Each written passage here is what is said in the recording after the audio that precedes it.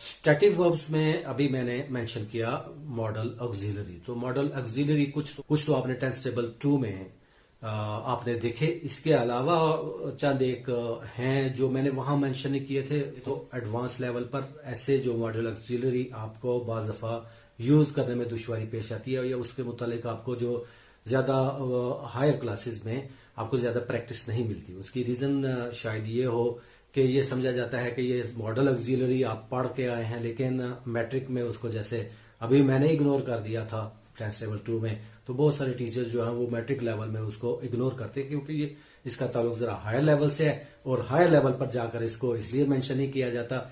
अभी मैं सोच रहा था कि ग्रामर की बहुत सारी जो बेसिक चीजें हैं वो क्यों मिस हो जाती हैं और स्टूडेंट्स को जो है बाद में परेशान करती है। इसकी रीजन एक मुझे ये समझ आई कि स्कूल में इसलिए इसको मिस कर दिया जाता है कि ये हायर लेवल पर पढ़ा जाएगा, और हायर लेवल पर बेसिक इंग्लिश जो है ना, वो बेसिक ग्रामर की जो है वो टर्म्स वगैरह टर्मिनोलॉजी वो इसलिए डिस्कस नहीं की जाती कि वो स्टूडेंट जो है ना वो पूछते हुए झिझकते हैं कि सब कहेंगे लो जी इसको ये बेसिक चीजें नहीं मालूम है।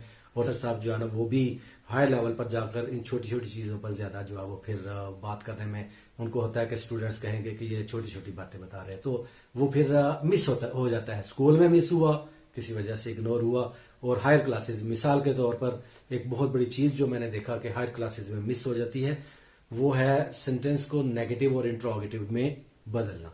तो अब जब आप नेगेटिव सेंटेंस को पॉजिटिव में करते हैं या इंट्रोगेटिव क्वेश्चन आता है कोई, उसको जब आंसर आप देते हैं तो उसमें आप एक गलती कर जाते हैं। वो क्या कि आप जो फॉर्म ऑफ वर्ब है वो कहीं ना कहीं आप वही लगा देते हैं जो क्वेश्चन में लगी होती है। तो इस वजह से क्या होता है वो गलत हो जाता है, तो आपको ये प्रॉब्लम रहती है। वो इसकी वजह क्या होती है कि आपने इसकी प्रैक्टिस नहीं की होती। तो इंशाल्लाह जब हम आगे ट्रांसलेशन की प्रैक्टिस पर चलेंगे तो सेंटेंस मुकम्मल हो जाएगा, उसके स्ट्रक्चर वगैरह और उसकी जो काइंड्स हैं, तो उसके बाद जो हम प्रैक्टिस करेंगे तो उसमें ये सारी चीजें इंशाल्लाह विल डू। तो ये मॉडल ऑक्सिलरी जो अभी मैं मेंशन करने वाला हूं वो भी उसमें जो है वो तफसील से पढ़ेंगे। तो व्हाट आर दीज ये मॉडल ऑक्सिलरीज, ये देखें। have to, had better, would have, need, take to, let। तो ये जितने भी हैं ये मॉडल ऑक्सिलरीज हैं, और बाद में हायर लेवल पर जाकर आपको ये प्रॉब्लम रहती है कि इनके साथ अब हैड बेटर, इसमें आपको लगता है कि हैड के साथ तो हम थर्ड फॉर्म लगाते हैं, तो फिर ये यहाँ इसके साथ हम कौन सी फॉर्म लगाएं। तो अगर आपको ये याद हो कि ये मॉडल ऑक्सिलरी है, और मैंने आपको बताया कि जितने भी मॉडल ऑक्सिलरी हैं उसके साथ हम हमेशा वर्ब की प्रेजेंट प्लूरल फॉर्म यानी फर्स्ट फॉर्म लगाते हैं, तो कितना इजीली आपको जो है वो इसमें कोई इतनी दुश्वारी पेश नहीं आएगी याद करने में। यू कैन इजीली डिसाइड कि ये मॉडल ऑक्सिलरी है तो उसके साथ हमने फर्स्ट फॉर्म ऑफ वर्ब लगानी है। तो I hope you have understood clearly. Next thing that I want to tell you that is causative verb. ये कॉजेटिव वर्ब क्या होता है, बड़ा इजी है। अब उर्दू में देखें, एक उर्दू वर्ड है बैठा, तो बैठा की English sat, sit, sat, sitter. तो बिठाया की इंग्लिश क्या होगी। अब उर्दू में तो आसान है, बैठा बिठाया, लेकिन इसको इंग्लिश में बिठाया को क्या कहते हैं, तो सैट नहीं। इसके अलावा देखें पिया, ड्रैंक, तो पिलाया, ड्रैंक तो इजी है ना। वो उर्दू में तो आसान है, पिया पिलाया, बैठा बिठाया, सोया सुलाया, जागा जगाया। लेकिन इंग्लिश में सुलाया की इंग्लिश क्या होगी, सोना सोया, स्लेप्ट। सुलाया की इंग्लिश क्या होगी, जागा वोक, जगाया की इंग्लिश क्या होगी। तो ये ऐसे वर्ब्स जो है वो इंग्लिश में डायरेक्ट आपको इस तरह के नहीं मिलते। तो ये जो उर्दू वर्ड्स मैंने अभी आपको कुछ मेंशन किए, बिठाया, सुलाया, जगाया वगैरह, ये इनको कहते हैं कॉजेटिव वर्ब। और इंग्लिश में इसको बनाने के लिए हम वर्ड यूज करते हैं मेक टू, लेट, कॉम्पेल, फोर्स। सब वर्ड जो है वो कॉजेटिव वर्ब्स को, जैसे मिसाल के तौर पर बैठा सैट, बिठाया मेड टू सिट या लेट हिम सिट, या अगर जबरदस्ती बिठाया तो फोर्स टू सिट, और अगर किसी को मजबूर किया तो compel to sit.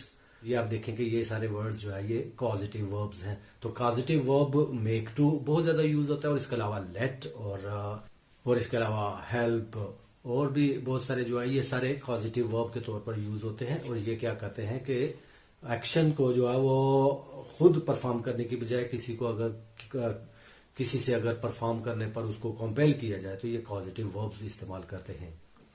Now another thing, verb की कुछ फॉर्म्स एक सेंटेंस में आती हैं लेकिन वो फॉर्म्स वर्ब के तौर पर अमल नहीं करते। They don't perform the job of an action और a verb, they come with other verbs. तो वो दूसरे वर्ब्स के साथ आती हैं और उन वर्ब्स के साथ मिलकर जो सेंटेंस स्ट्रक्चर जो है वो मुकम्मल करती हैं।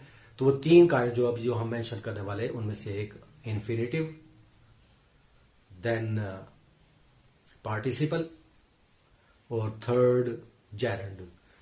जैसे सेंटेंस है I like to invite you. अब आई लाइक टू इनवाइट, तो टू इनवाइट ये वर्ब नहीं है, ये इन्फिनिटिव है। और लाइक टू इनवाइट, इसमें जो लाइक है वो नॉन फाइनाइट वर्ब या वर्ब और ऑक्सिलरी दोनों मिलकर जब वो अपना मुकम्मल जो है वो अपना एक्शन परफॉर्म कर दें यानी अपना मुकम्मल मीनिंग बता दें तो then it is called finite. और जब उसके साथ ये इस तरह के वर्ड जैसे अभी मैंने बताया I like to go there, तो टू गो जो है वो उसके साथ मिल गया, लेकिन ये टू गो जो है ये इन्फिनिटिव है और लाइक जो है वो वर्ब है। तो लाइक कौन सा वर्ब हुआ फिर? Non finite. इसी तरह जब जेरेंड आएगा तो वो भी जो वर्ब जिसके साथ जेरेंड आ रहा है तो वो वर्ब नॉन फाइनाइट कहलाएगा, क्योंकि उसके साथ एक और वर्ब की काइंड आ रही है लेकिन that is not performing the action, that is not doing the job of a verb. Like जैसे मिसाल के तौर पर साइकिलिंग इज माई हॉबी। अब cycling is my hobby is verb है, तो ये इज स्टैटिक वर्ब यूज हुआ। तो साइकिलिंग जो है वो एज ए नाउन आया है, एज ए नाउन इसका जो है वो देखें ये नाउन की हैसियत से काम कर रहा है। तो when fourth form that is present participle form, जब नाउन यानी या सब्जेक्ट के तौर पर आए या ऑब्जेक्ट के तौर पर, या सब्जेक्ट के तौर पर आए, साइकिलिंग यहां पर सब्जेक्ट के तौर पर आया ना कि हॉबी क्या चीज है? साइकिलिंग। तो प्रेजेंट पार्टिसिपल फॉर्म जब सब्जेक्ट के तौर पर या ऑब्जेक्ट के तौर पर, सब्जेक्ट क्या होगा? जिसने काम परफॉर्म किया, और ऑब्जेक्ट जिस पर एक्शन फॉल करे। तो अगर सब्जेक्ट या ऑब्जेक्ट के तौर पर आए तो then it is called gerund. Next participle. Participle में दो पार्टिसिपल हैं, प्रेजेंट पार्टिसिपल, पास्ट पार्टिसिपल। तो प्रेजेंट पार्टिसिपल यानी जो अभी हमने जो जेरेंड के तौर पर देखा वो बाज दफा जेरेंड की बजाय, वो बाज दफा सब्जेक्ट या ऑब्जेक्ट की बजाय एडजेक्टिव के तौर पर भी आ जाता है। मिसाल के तौर पर आई वोर वॉशिंग ग्लव्स। अब देखें आई वोर वॉशिंग ग्लव्स, ग्लव्स ऑब्जेक्ट है ना, नाउन है, लेकिन उसके साथ वॉशिंग बता रहा है कि कौन से ग्लव्स, तो वॉशिंग जो है वो उसका एडजेक्टिव हुआ। तो ये यहां पर वॉशिंग जो है वो जेरेंड नहीं है क्योंकि ये ऑब्जेक्ट के तौर पर नहीं है, ऑब्जेक्ट तो ग्लव्स है ना। यहां पर जेरेंड जो है वो जेरेंड तब होता अगर ये ऑब्जेक्ट के तौर पर आता है। तो जैसे मैं कहता आई लाइक वॉशिंग, तो फिर इसमें वॉशिंग जो वो ऑब्जेक्ट हुआ, किस चीज को पसंद किया गया, लेकिन वॉशिंग ग्लव्स, तो ग्लव्स तो नाउन है, तो फिर वॉशिंग उसको बता रहा है, एक्सप्लेन कर रहा है, डिस्क्राइब कर रहा है। तो जो वर्ड्स किसी नाउन को डिस्क्राइब करें दोज आर कॉल्ड एडजेक्टिव्स, लेकिन वॉशिंग को हम एडजेक्टिव तो नहीं कह सकते, ये तो it is present participle form of verb. तो फिर ये क्या कहलाएगा? पार्टिसिपल। इसको क्या कहेंगे फिर? पार्टिसिपल। सिर्फ प्रेजेंट पार्टिसिपल नहीं, सिर्फ पार्टिसिपल कहेंगे। इसी तरह पास्ट पार्टिसिपल भी बाज दफा एडजेक्टिव के तौर पर यूज होता है, जैसे ही फेल ऑन ब्रोकन ग्लास। तो ब्रोकन ग्लास, अब ग्लास नाउन हुआ, ब्रोकन जो है वो पास्ट पार्टिसिपल फॉर्म यानी थर्ड फॉर्म है, लेकिन ब्रोकन जो है वो यहां पर ये जैसे ही सा himself in the broken images. तो इमेजेस जो है वो नाउन हुआ, तो ब्रोकन क्या हुआ? एडजेक्टिव के तौर पर आ रहा है, लेकिन it is not called adjective, it is past participle form of verb, then it is called participle.